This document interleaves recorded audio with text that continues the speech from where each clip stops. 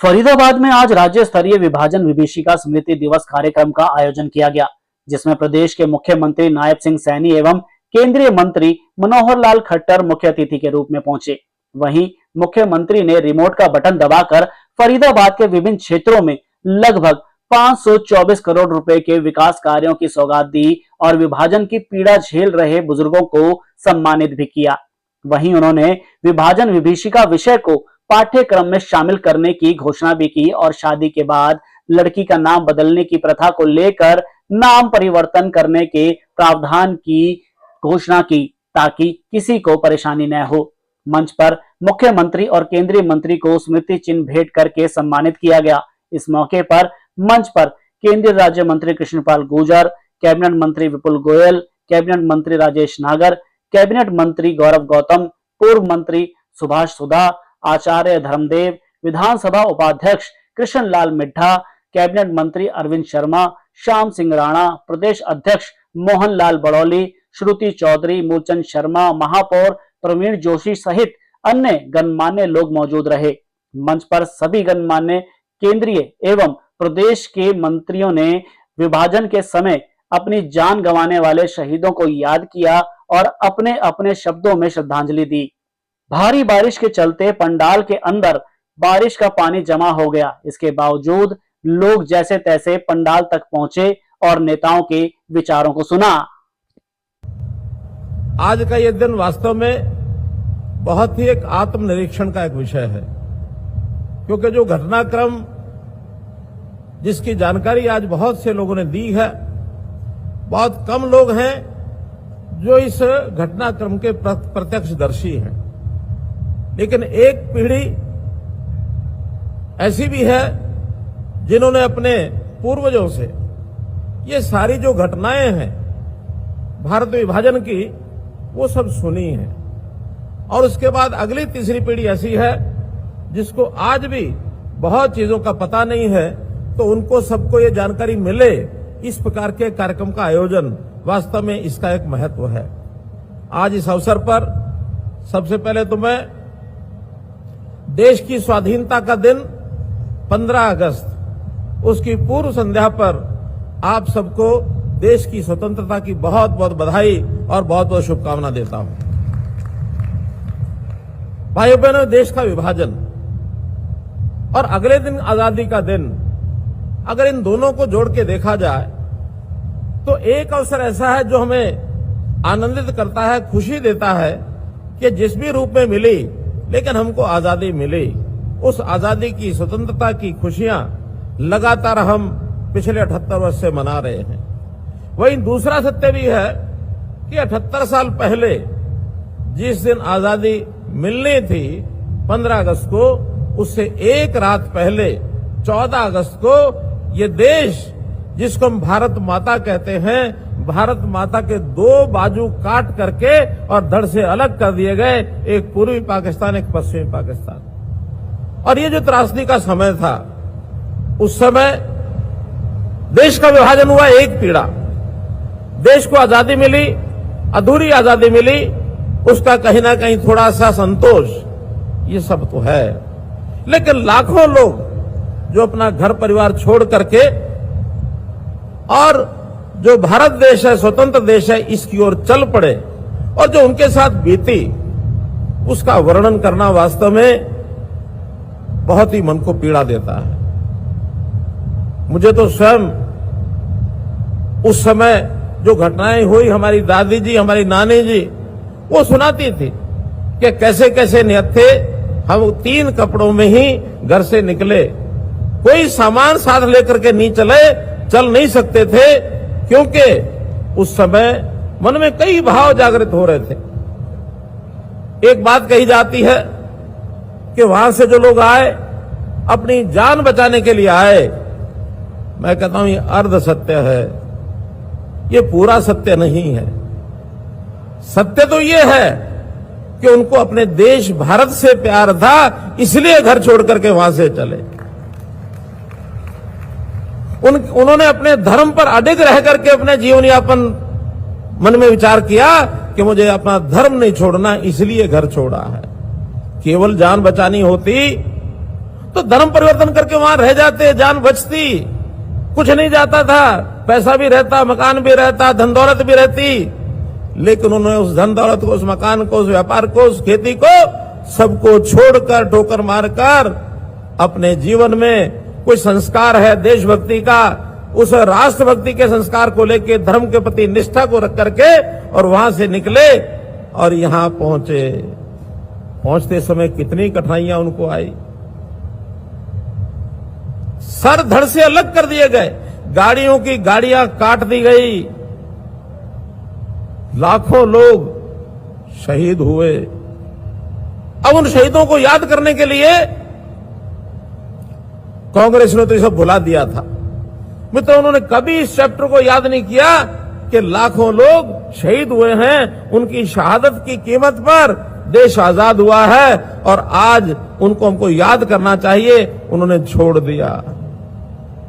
आज विभाजन विभीषिका स्मृति दिवस के अवसर पर इतनी भारी संख्या में, और मौसम भी अलाउ नहीं कर रहा था, इतना मौसम खराब चल रहा है और उस मौसम के खराबी के कारण भी पूरे हरियाणा प्रदेश से इतनी भारी संख्या में आप लोग आज उन महान आत्माओं को, जो अज्ञात और ज्ञात जो महान आत्माएं जिन्होंने इस आजादी के अंदर अपना महान बलिदान दिया है, उनको नमन करने के लिए आप आए हैं। मैं आप सबका दिल से बहुत बहुत स्वागत और धन्यवाद करता हूं।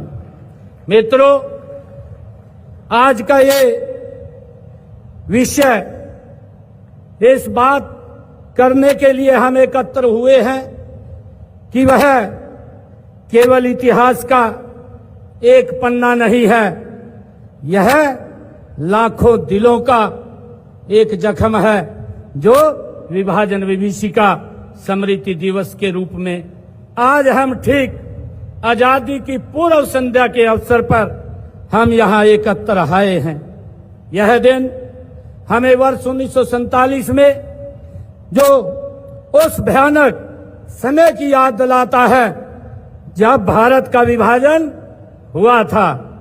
हाँ, इस लाभ विभाजन में न केवल देश को दो टुकड़ों में बांटा, बल्कि लाखों परिवारों को एक गहरा और दर्दनाक अध्याय भी लिख दिया है।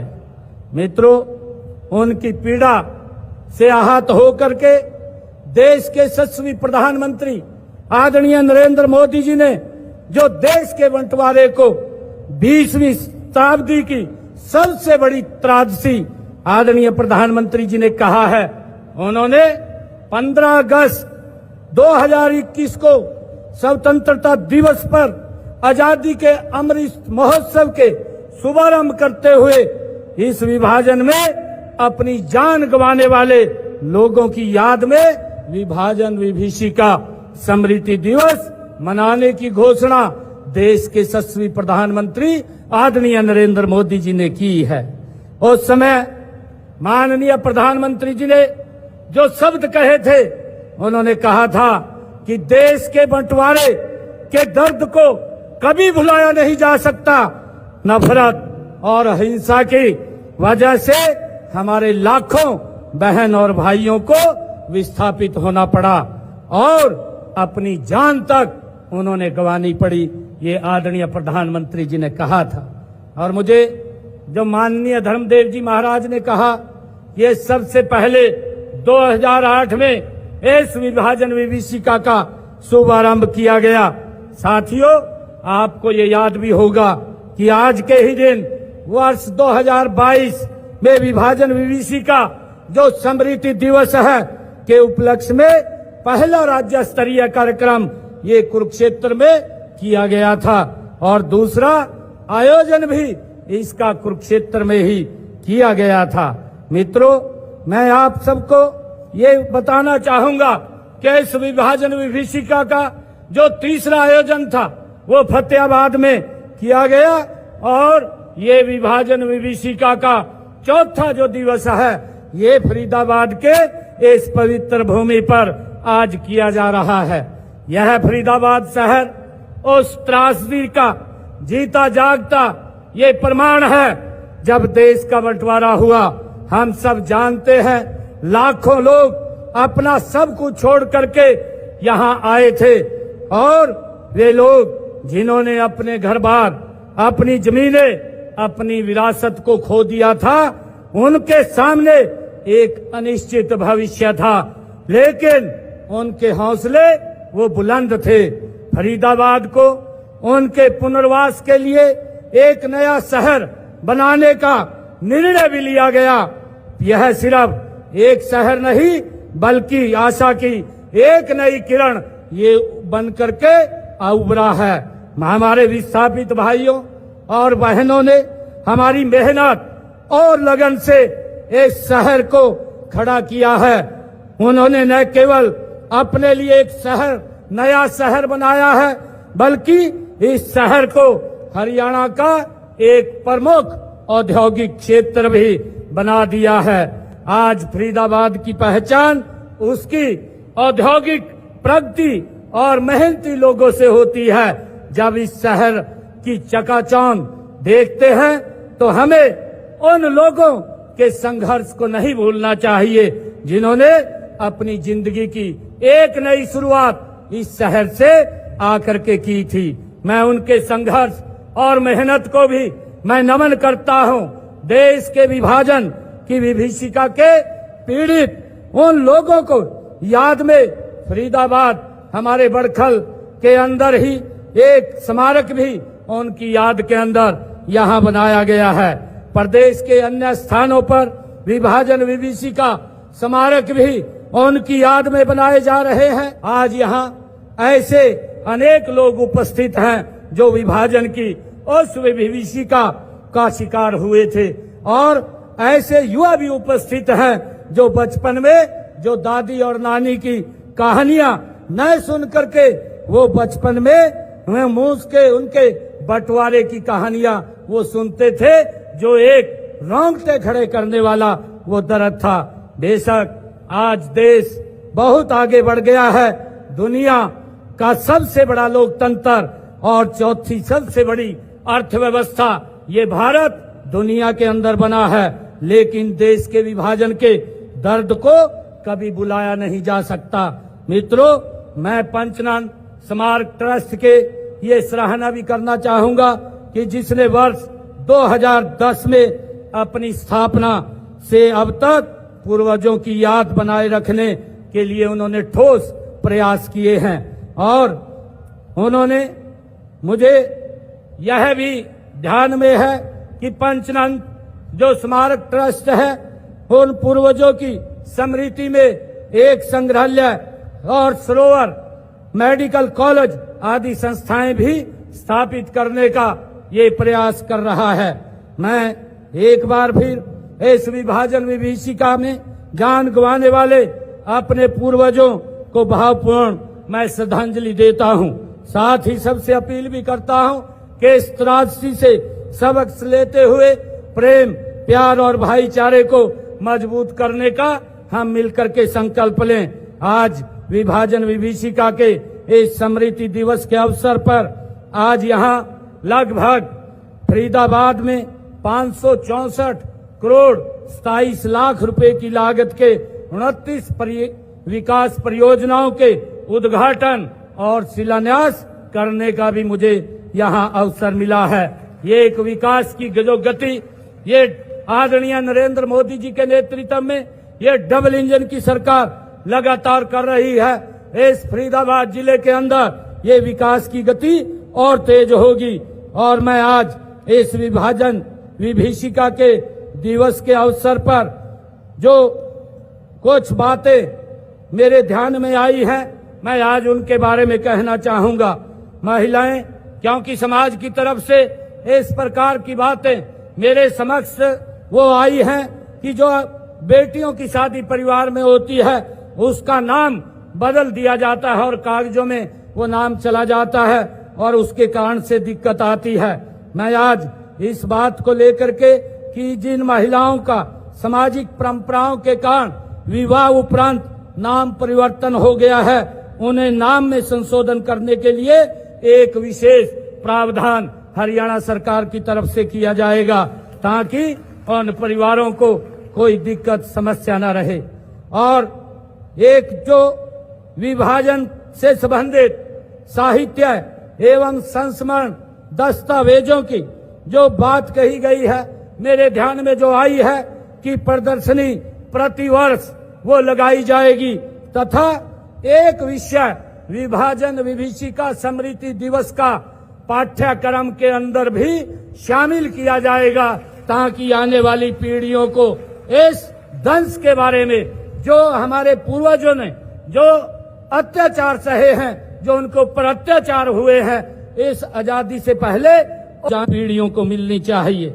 और मैं जो पंजाबी धाम पंचनंद स्मारक ट्रस्ट कुरुक्षेत्र में विभाजन विभीषिका स्मृति स्मारक का जो निर्माण हो रहा है, उसके लिए मैं अपने एच्छी कोटे से 51 लाख रुपया मैं दे करके जाता हूं।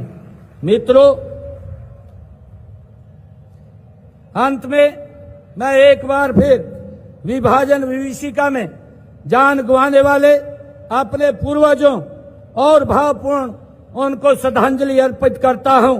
साथ ही सबसे अपील भी करता हूं कि उस त्रासदी से हम सब सबक लेते हुए प्रेम, प्यार और भाईचारे को मजबूत करने का आज हम संकल्प लें। आइए हम सब मिलकर के ये संकल्प लें कि हम एक ऐसे हरियाणा का और एक ऐसे भारत का निर्माण करेंगे जहां भाईचारा, शांति और सद्भाव सर्वोच्च हो। हम आने वाली पीढ़ियों को एक ऐसा समाज, एकजुटता और मानवता की जो मिसाल पेश करेगा, वो देकर के हम जाएंगे। मैं आज इस स्मृति दिवस पर आप सब इतनी संख्या में आए हैं, आप सबका धन्यवाद करता हूं। जय हिंद, जय भारत, जय भारत माता।